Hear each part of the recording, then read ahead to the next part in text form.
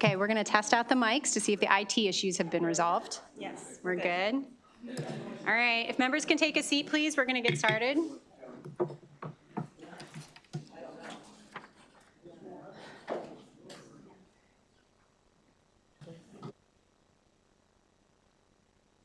It's live now, okay.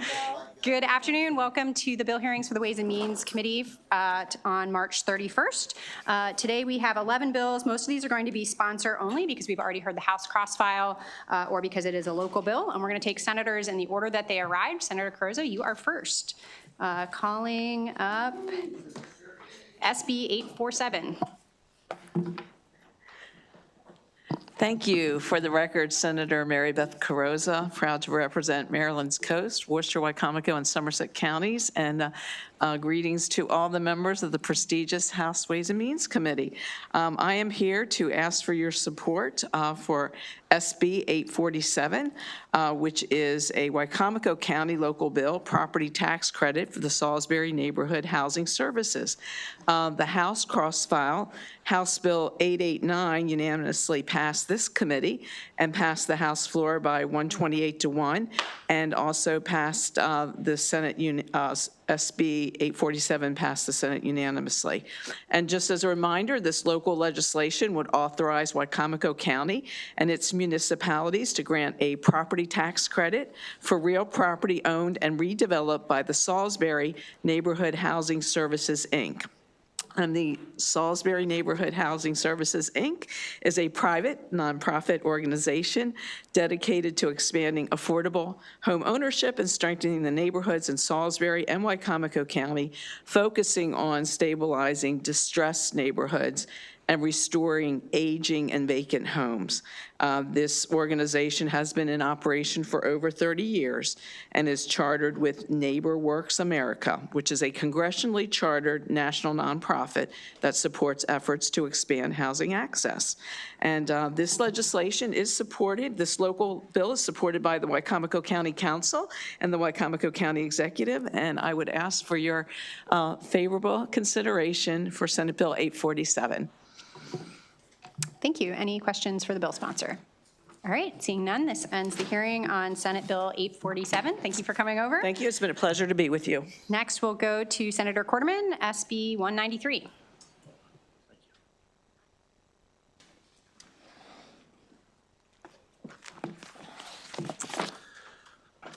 Thank you, members of the committee. For the record, Senator Paul Quarterman, District 2, representing Washington and Frederick counties. Thank you for the opportunity to present Senate Bill 193.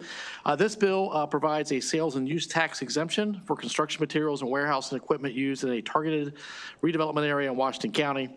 The bill will contribute to the revitalization and development of the Mount Etna Technology Park, which is poised to become not only a key asset to our region, but to the entire state of Maryland.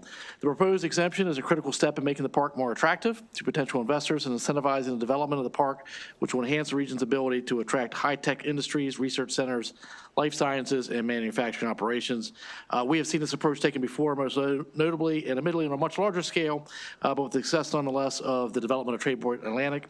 Our community has been working in earnest to develop this park for over a decade. The Hagerstown Washington County Industrial Foundation, more commonly known as CHIEF, invested first. The land acquisition sits over about 150 acres. They committed over $2 million in infrastructure and stormwater management.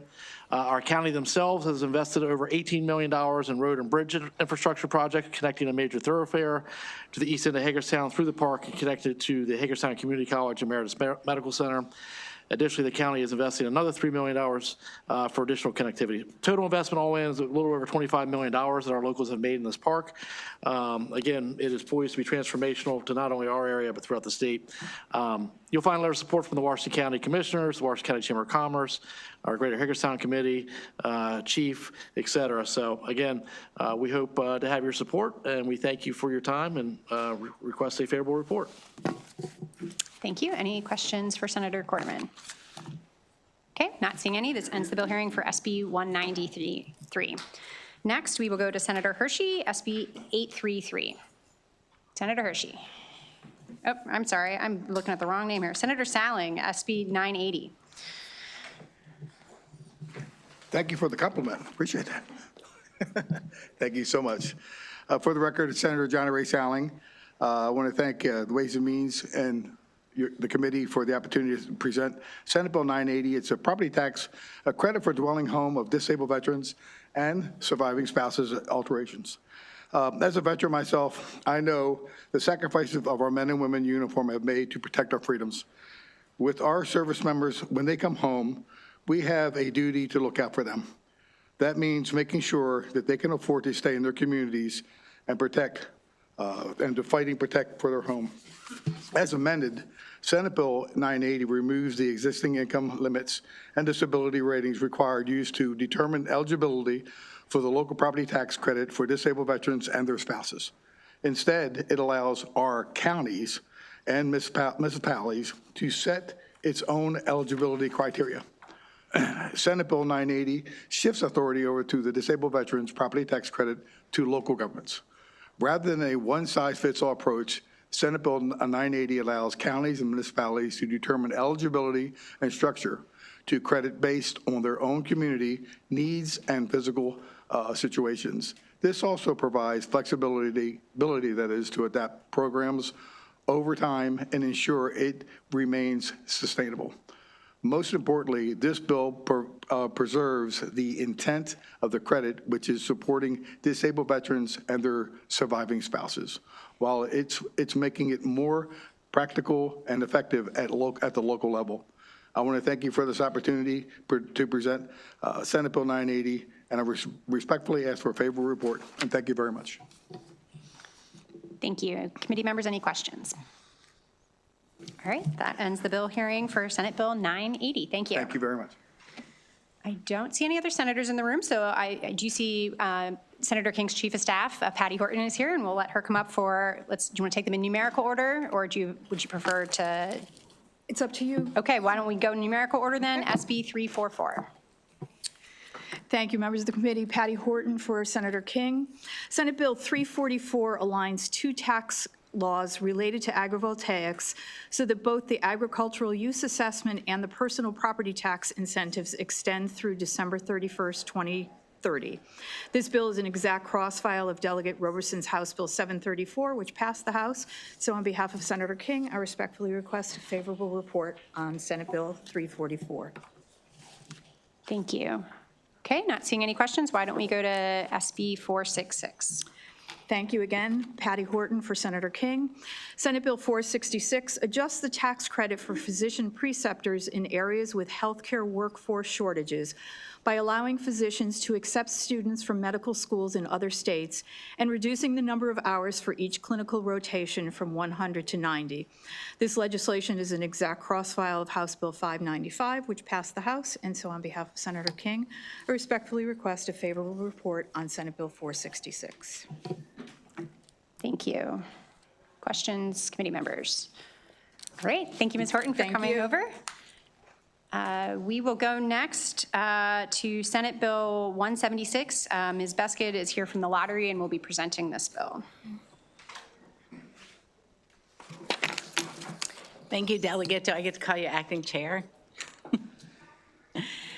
Good afternoon, members of the Ways and Means Committee. My name is Jennifer Beskid, and I'm here today on behalf of John Martin with the Maryland Lottery and Gaming Control Agency to discuss Senate Bill 176, the cross-file to House Bill 289, which passed favorably out of this committee and passed the floor unanimously. Senate Bill 176 seeks to correct an audit finding by the Office of Legislative Audits that determined video lottery facilities, or more commonly known as casinos, were not intercepting prize money for amounts due to the state because current law only allows interception for lottery winnings, not casino winnings. Senate Bill 176 adds language to the criminal procedure article authorizing the Central Collections Unit to certify a restitution obliger to a video lottery operator, requiring the video lottery operator to notify the obliger that they have a restitution obligation and their qualified prizes to be withheld and paid to the restitution arrearage, and that the obliger may file an appeal. Additionally, Senate Bill 176 adds language to the state finance and procurement article that would authorize casinos to intercept amounts due to the state. As stated in our written testimony, the Office of Legislative Audits determined this change will enable casino operators to intercept amounts due to the state, and for these reasons, we are requesting a favorable report on Senate Bill 176. Thank you. Are there any questions? Okay, not seeing any questions. That ends the hearing for Senate Bill 176. Thank you. Okay, I'm just going to roll through the bills, and if someone is here, say staff, to present on behalf of the sponsor, please let me know. Is there anyone here for Senator Washington? Please come on up. So we'll call SB 731.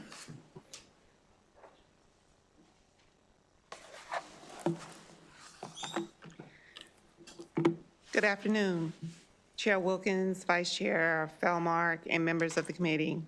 For the record, I am Dr. Carrie Young McWilliams, Senator Mary Washington's Legislative Fellow, and I'm here to present Senate Bill 731 on her behalf. I will be brief because I know your time is valuable and because this bill is in the same posture as HB 851, sponsored by Delegate Forbes, which your committee passed unanimously, with which the full House passed unanimously. SB 731 makes the identical change, clarifying that the Maryland statewide Independent Living Council is a tax-exempt body, politic and corporate, enabling it to operate with its full financial autonomy and apply for grant funding on its own behalf. There is no fiscal impact to the state. This simply removes the structural barrier that has prevented the Maryland State Independent Living Council from functioning as an independent entity. It was always meant to be. We respectfully ask for a favorable report. Thank you. Thank you so much for your testimony, and thank you, Delegate Polakovich-Carr, for leading committee while I was in bill hearings on the Senate side. Are there any questions on this bill? Okay, seeing none, that ends the bill hearing on Senate Bill 731. Thank you. Thank you. Do we have anyone from Senator McCrae's office, Senator Hershey's office? Senator Hershey's office, please come on up.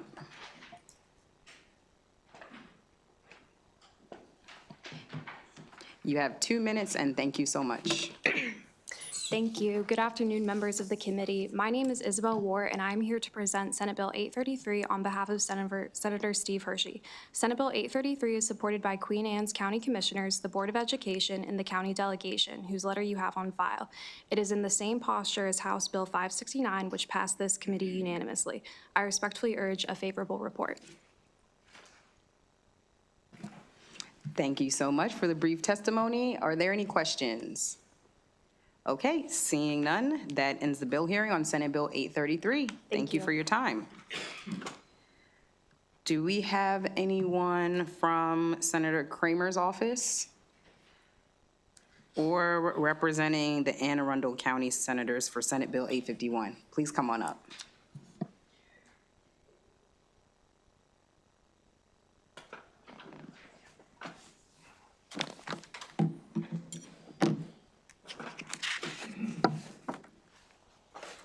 Afternoon, Madam Chair, members of the committee. For the record, R.J. Hughes, representing Senator Don Guile, District 33, here to present Senate Bill 851. It is the cross-file with House Bill 320. SB 851 authorizes Anne Arundel County to grant by law a property tax credit for real property that is located in a specified rural legacy area and for which the property owner has sold the development rights under the Rural Legacy Program. Preservation of farms and forests is a priority goal in Maryland and Anne Arundel County. The county has preserved over 14,000 acres of land through our Agricultural and Woodland Preservation Program. Property tax credits are already available to landowners who voluntarily preserve their property through the Maryland Agricultural Land Preservation Foundation Program or the county's own preservation program, and this bill would offer that same option for landowners who utilize the Rural Legacy Program. The legislation is targeted and limited. There are only 21 properties in Anne Arundel County that currently have rural legacy easements and would be eligible. The tax credit would lower the property tax bills by about $1,300 per year on average.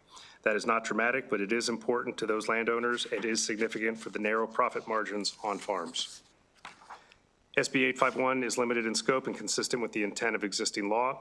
This bill passed unanimously in the Senate, 45-0, and for these reasons, I respectfully request a favorable report on SB 851. Thank you so much for your testimony. Any questions? Seeing no questions, that ends the bill hearing on Senate Bill 851. Thank you. All right, I think we have 2 more bills, and I'm not sure that we have the sponsors or their representatives in the room.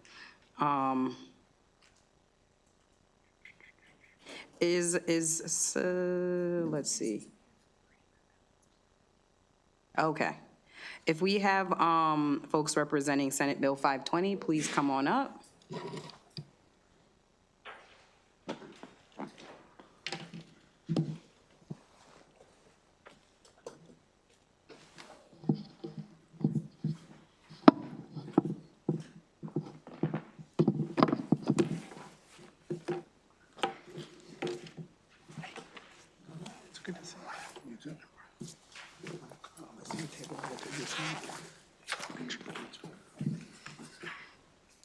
All right, former member, Rich Madaleno, please proceed. Thank you very much, Madam Chair, members of the Ways and Means Committee. For the record, my name is Rich Madaleno. I'm the Chief Administrative Officer of the Montgomery County Government. Today, I'm here representing Montgomery County Executive Mark Elrich in strong support of Senate Bill 520. If I may, as a reminder, Maryland, like all states in our country, is a sovereign entity with complete organic taxation control. Local governments in Maryland, like Montgomery County, are entities of the state. We have whatever authority you provide us with. We operate the programs that you give us the authority to operate or mandate that we operate. Today, we are here asking for flexibility when it comes to our public safety budgets. You and the General Assembly, and certainly me as a former member of both the House and the Senate, have voted on plenty of bills that provide authority to and mandate local governments to take action. You restrict us in some of our policies, and you demand us to do other responsibilities. More than a decade ago, as part of an effort to change the maintenance of effort requirement for the state, you gave local governments that had charter restrictions the authority to raise property taxes to meet our legal obligations for education, no matter what the restriction was in a county charter. So you said all local governments could raise revenue from the property tax for education by a simple majority of their elected representatives. As a result, every county with a charter limitation since that point has done a supplemental property tax in order to fund our education responsibilities. This bill extends that same concept to public safety. As you may know, the House and the Senate have passed bills to mandate a certain policy for overtime for firefighters. I'm sure it does not make sense for you to then assume we have to reduce funding for police officers or other county government in order to meet this new obligation for firefighters. So this simply says, as enabling legislation, a county like Montgomery County and all the charter counties other than Prince George's could in fact do a supplemental property tax for public safety expenditures with a simple majority of the county council. Does not demand it, does not force it. It's simply enabling legislation for our charter limitations. Thank you very much for this opportunity, and I want to thank Senator Kramer, of course, for sponsoring this legislation and getting it over to you, as it's a critical new tool to help local governments continue to meet its public safety obligations. Thank you, Madam Chair. Thank you so much. And Senator, did you want to provide comments as well? Thank you and good afternoon, Madam Chair and members of the committee. Ben Kramer, introducing what evidently has already been introduced, Senate Bill 520. I suspect that I don't have a whole lot more to offer than our wonderful Chief Administrative Officer has already provided to the committee. Other than colleagues, this is a very important pressure relief valve for a very limited purpose on very limited occasions when a charter county with a cap needs to take a look at ensuring that the residents of the jurisdiction are protected with regard to public safety, which is one of the most important roles that government plays with regard to its residents, and this will help ensure the well-being and safety of the residents of those affected jurisdictions, those affected by the legislation. We have some outstanding folks here to offer a little commentary on why this is an important bill, but that's really all I have to add, Madam Chair, and we'll certainly welcome any questions from, for instance, Delegate Hartman over there, whose microphone just lit up. And but thank you, Madam Chair. Thank you, Senator. Thank you for bringing the bill, and we'll take additional testimony. And I do want to personally introduce, as he brings up the mic and adds his commentary, my good friend Raymond Lee, who's here from Montgomery County, representing UFCW. Very good to see you here, friend. Absolutely. Great to see you as well, Madam Chair. Good afternoon, committee, and thank you for allowing me to come and testify on behalf of SB 520. My name is Raymond Lee, and I serve as the Special Assistant to the UFCW Local 1994 President.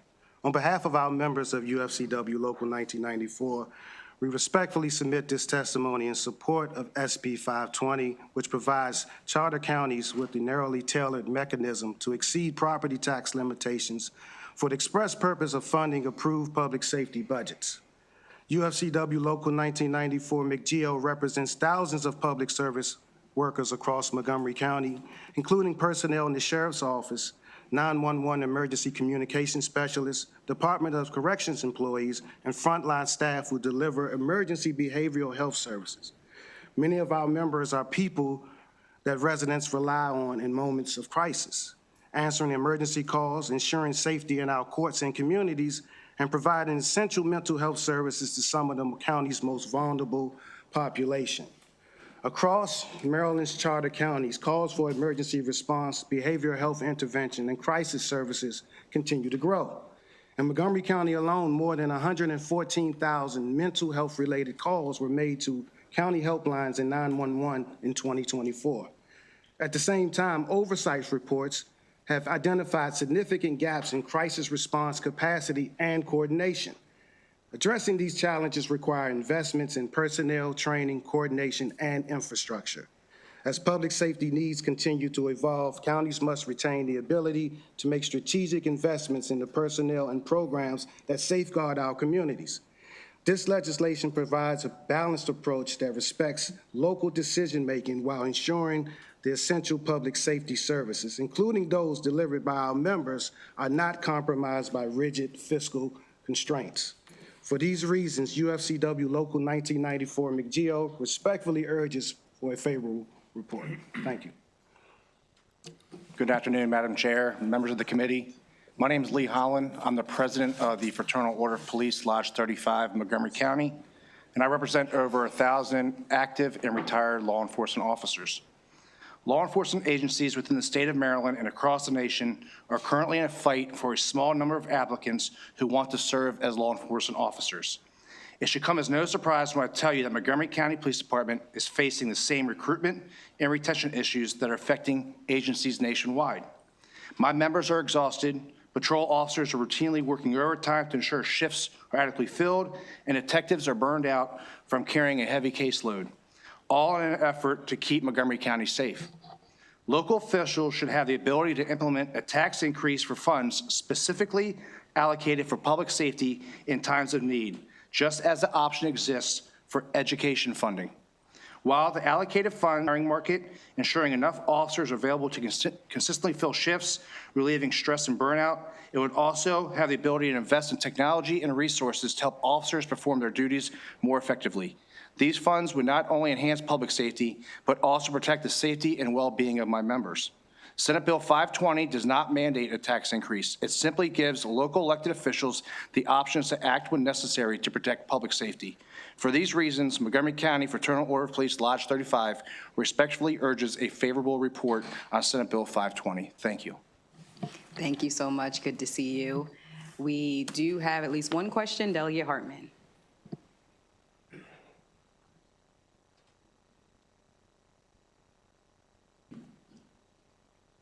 It's evidently a very thoughtful question.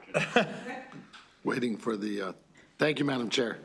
Always thoughtful questions. And so this bill would affect several counties. Did you reach out to the other counties to see where they stand on these, particularly Wycomico County? So the other jurisdictions are well aware of the introduction of the legislation. I'm not aware that there was opposition to the bill from any of them. Once again, and importantly, because the bill does not mandate anything.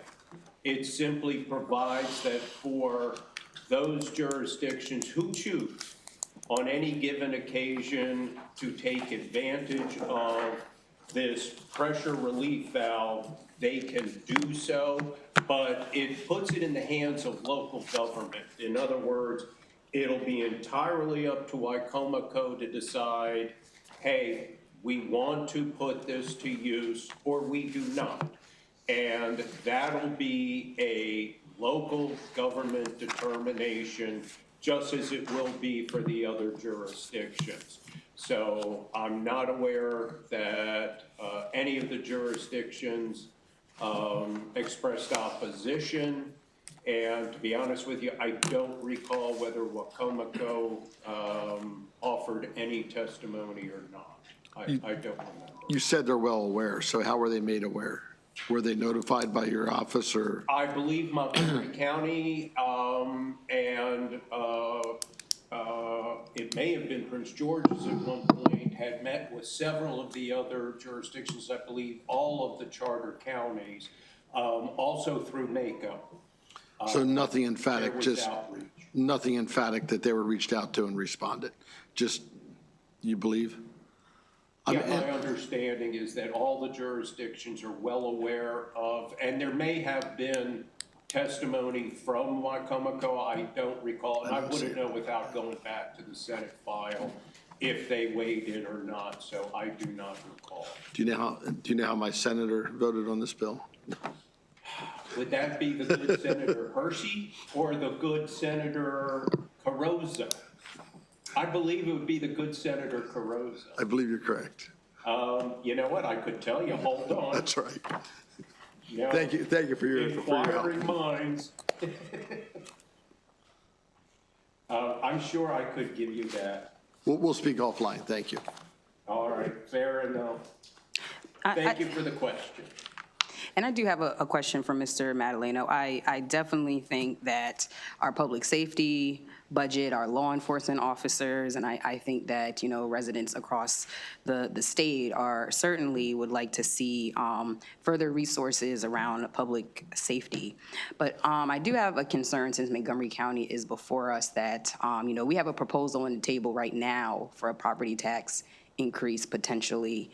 And so in terms of affordability, and bringing this as another potential opportunity or option when it comes to property tax. I just want you to please comment in terms of just affordability and resources. That's a theme for us in this session. Residents are definitely concerned around affordability, whether it's taxes, fees, grocery store, all of that. I would say that's my one concern around this, and if you can comment around that. Sure. As you may know, Madam Chair, the county executive in his recommended budget did propose a 6.3 cent increase to the supplemental property tax rate for education, referencing a tool that the General Assembly gave, I think, in 2012 to local governments to meet their legal obligations for education spending. So the county executive is proposing that as a way to fully fund the superintendent and Board of Education's request. So this would be a tool for a future executive and a future council to use, since this is not something that would be on the table for the fiscal year 27 budget, which is currently before the county council. So it's an effort to make sure in the future we have the authority to find the resources necessary for our public safety program. Again, going back to the comments that I made during the testimony, with the General Assembly providing new rules around what hours firefighters can work, that if you're going to provide that responsibility, just like in the blueprint legislation, which requires certain starting salaries for teachers, certain levels of work for teachers, it's trying to say that you need to give local governments the same flexibility to determine how the revenues can be raised in order to fund these initiatives, if at all, and to leave this with your fellow elected officials, in this case representing Montgomery County, the Montgomery County Executive and Council, the authority to make this decision. Doesn't mandate it, won't change any tax rate. It just would provide the next executive and the next council the ability to look at it should there be a need to fund revenues, to find the revenues in order to meet our legal obligations under state law, while at the same time recognizing the charter limitations that are in place. So it could lead to a tax increase. Mr. Holland was very clear about that. On the other hand, it might never lead to a tax increase, but it gives the elected government of Montgomery County and several other charter counties the ability to do so if they felt this was needed in order to meet their public safety obligations to their community, as well as to meet the rules that the General Assembly has passed on how we are to run our public safety program. Thank you so much for the thorough response. Any other questions? All right, seeing no other questions, thank you to each of you, and thank you, Senator, for bringing the bill. And that ends the bill hearing. Thank you. Thank you, Madam Chair. That ends the bill hearing on Senate Bill 520.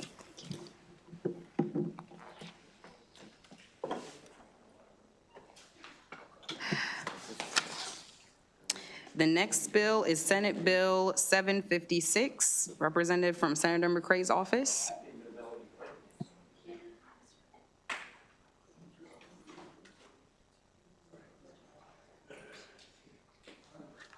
Hello, everyone.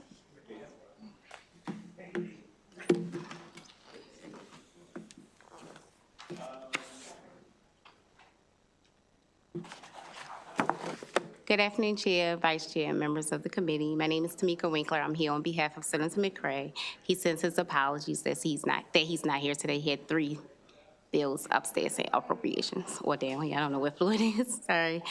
This bill is a by request bill from the mayor's office. You guys heard this bill in this committee cross out with Delegate Solomon's bill, House Bill 1369, where it passed favorably in the House with 131 votes in favor and 0 in opposition. It passed in the Senate 42 votes in favor and 0 opposition. And the Senator just asked for a favorable vote again. Thank you so much for your testimony. Any questions? Seeing none, that ends the bill hearing on Senate Bill 756, and that ends our bill hearings for the day. Subcommittee chairs, we will have a meeting today once we can get the majority of us gathered from the Senate. No votes today, but members can expect to vote tomorrow. And with that, we are adjourned. Thank you.